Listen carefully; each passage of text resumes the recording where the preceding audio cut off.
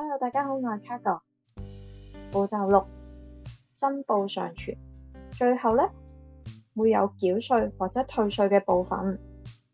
正常嘅情況呢，佢會即時俾你睇到你要俾幾多稅，又或者退稅一共有幾多。如果需要繳稅嘅話，你就可以選擇去銀行、便利店或者櫃員機、銀行轉賬、信用卡都可以。退稅嘅話，可以選擇轉賬或者支票退稅。建議大家用轉賬會比較方便。佢下邊亦都可以直接俾你寫轉賬嘅資料，填寫之後大概會喺申報年度嘅7月底會退返稅俾你。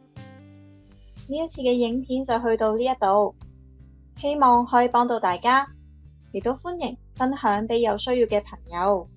如果想知道其他更多嘅資訊，除咗記得 like 同訂閱，亦都歡迎喺影片下面留言，等我知道你哋想知道嘅資訊。